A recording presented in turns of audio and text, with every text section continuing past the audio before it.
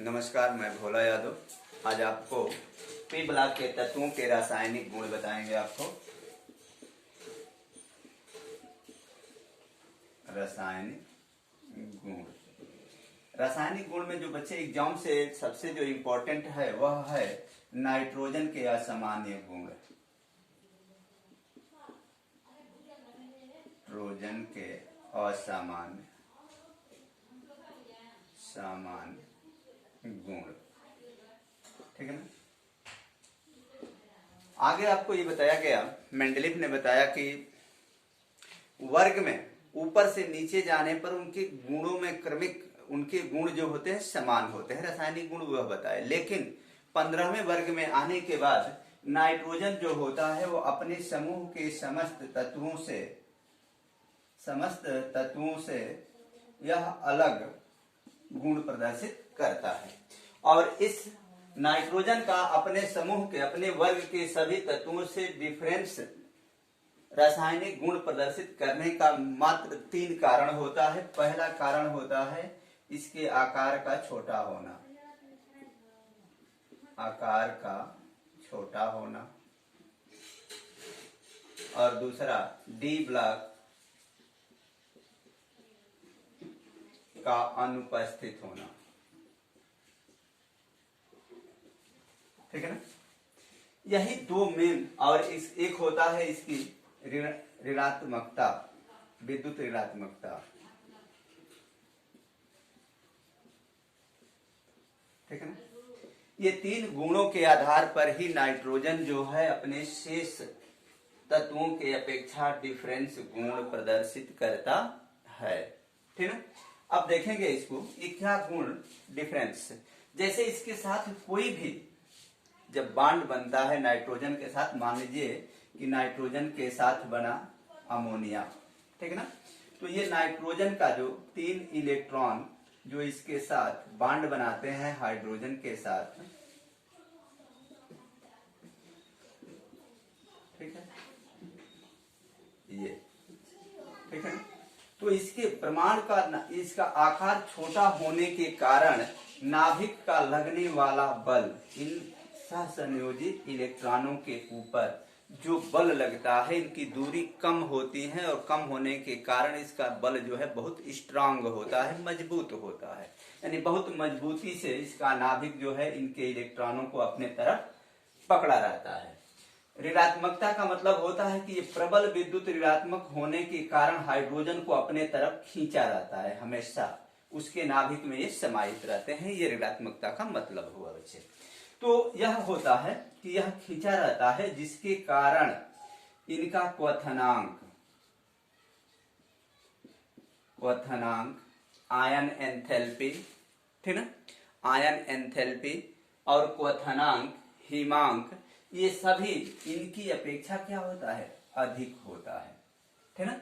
इस पर एक प्रश्न आपसे पूछा जाता है कि क्या कारण है, ऐसे क्या कारण है कि अमोनिया NH3PH3 यानी फास्फीन से अधिक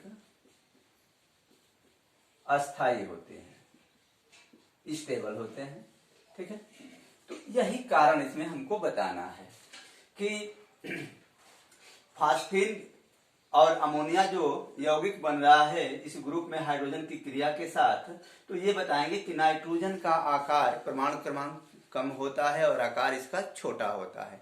छोटा होने के कारण यह हाइड्रोजन के साथ जो सहसंयोजक बॉन्ड बनाता है उसके ऊपर लगने वाला आकर्षण बल स्ट्रांग, मजबूत होता है, और इस मजबूती के कारण इसका जो है ये अस्थायित्व रूप बनाया रहता है। अगर उसको हम गर्म करें तो अधिक टेम्परेचर लेगा, अगर उसके इलेक्ट्रॉन को हम रिलीज कराना चाहें आयन एंथैल्पी, तो अधिक एनर्जी पर ही उसको करता है, इसलिए यह अस्थायी बना रहता है। फास्फीन जो होता है P का एटॉमिक नंबर 15 होता है, और यह इसमें एक्साइट अवस्था में d ऑर्बिटल उपस्थित हो जाते हैं, जिसके परिणाम स्वरूप इनके नाभिक का आकार जो है बड़ा हो जाता है, और बड़े होने के कारण इस सहसंयोजन बॉन्ड जो बनता है सिग्मा और पाई बॉन्ड, उनके ऊपर बल तो लगता है, लेकिन इस नाइट्रोजन की अपेक्षा क्या होता है, कम होता है। और कम होने के कारण ये जो है थोड़ी सी अल्प एनर्जी देने पर ही इसके इलेक्ट्रॉन ट्रांसफर हो जाते हैं, इसके बंध टूट जाते हैं, इसीलिए ये अस्थायी होते हैं। तो यही चीजें जो है हमको इस फार्मूले पर आपको बताना होगा, समझाना होगा, ठीक है ना। इसके बाद से आता है इसका नाइट्रोजन के असामान्य गुण का कारण हमने बताया, आकार का छोटा होना, विद्युत ऋणात्मकता और डी ब्लॉक की अनुपस्थिति, ठीक है ना। तो मैंने एक बार पुनः रिवीजन कर दिया कि विद्युत ऋणात्मकता का होता है कि वे परमाणु जिसके नाभिक में ज्यादा ऋणावेशित होने का, यानी अपने तरफ जो जिस यौगिक से क्रिया करते हैं उसको अपने तरफ खींच लेते हैं, वह ऋणात्मकता कहलाती है। जैसे अब इसको आपको बताएं एक मित्रता के रूप में, जैसे आपका मित्र बहुत अच्छा धनवान हो और फैसिलिटी युक्त हो, और एक कमजोर वर्ग का अगर एक कमजोर व्यक्ति जो है उसका मित्र बनता है, तो वो हमेशा उसके पीछे पीछे अट्रैक्टिव रहता है, और वो उसके पीछे अट्रैक्ट नहीं रहता। वो कहेगा कि यार यहाँ चलना है तो चल देता है, उसके साथ समय भी देता है और हर चीज देता है। तो यानी कहने का मतलब कि उसका व्यक्तित्व, उसका प्रभाव जो है उसको अपने तरफ खींचा रखता है, ठीक है। जैसे गांव का प्रधानी है, गांव के लोग जिस व्यक्ति से ज्यादा, जिसके व्यक्तित्व से प्रभावित हो जाते हैं उसके तरफ ज्यादा एक्टिव होते हैं और उसको चुनाव जिता देते हैं। सीएम की भी, पीएम की भी वही बात होती है, व्यक्तित्व। तो उसी तरह से इसका जो है व्यक्तित्व प्रभाव जो है इतना पड़ता है कि इन लोगों को अपने नाभिक में खींच लेता है, और इसलिए वो अस्थायी तो होता है। और जिसका फास्फोरस के पास वह बंधन यानी वह व्यक्तित्व की क्षमता जो है कम होती है, जिसके कारण वह बल कमजोर होता है, और इसके जो 7 यौगिक बनते हैं वह थोड़े से ही में क्या होते हैं, बिखर जाते हैं। आयनन, एंथैल्पी, विद्युत ऋणात्मकता, ये सब जानने की बात है, ठीक है। इसके बाद से हम बताएंगे हाइड्रोजन के प्रति क्रियाशीलता, ठीक है ना। अब देखेंगे हम लोग बच्चे, सेम चीजें हैं, जो मेन फैक्ट है इसको बता चुके हैं हम आपको।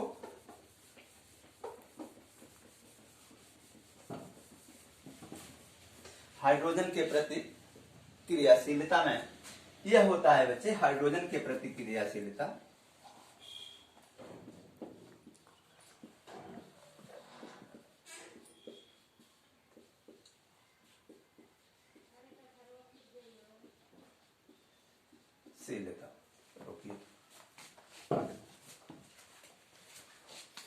हाँ बच्चे, हाइड्रोजन के प्रति अगर इनकी हम क्रिया कराएं, जैसे नाइट्रोजन के साथ हम हाइड्रोजन से क्रिया कराएं, ठीक है, तो ये बनता है NH3। अगर P से क्रिया कराएं तो ये बनता है फास्फीन PH3। अगर आर्सेनिक से क्रिया कराएं तो ये बनेगा ASH3। मतलब नाइट्रोजन हाइड्राइड, फास्फोरस हाइड्राइड बनता है जब हाइड्रोजन इस रूप में, ठीक ना। तो इसमें अपचायक गुण, यानी कहने का मतलब है कि हाइड्रोजन के प्रति इनकी क्रियाशीलता जो होती है नाइट्रोजन की सबसे अधिक होगी, उससे कम फास्फोरस की, उसके कम आर्सेनिक की, उससे कम Sb की, और सबसे कम बिस्मथ की होगी। यानी इनकी हाइड्रोजन के प्रति इनकी क्रियाशीलता जो है वर्ग से अगर नीचे की तरफ जाएं तो क्रमशः क्या होती है, घटती जाती है, ठीक है, घटती जाती हैं। यही चीज हमको दिखाना है और जानना है, और इस पर भी समीकरण में हमें सवाल पूछा जा सकता है।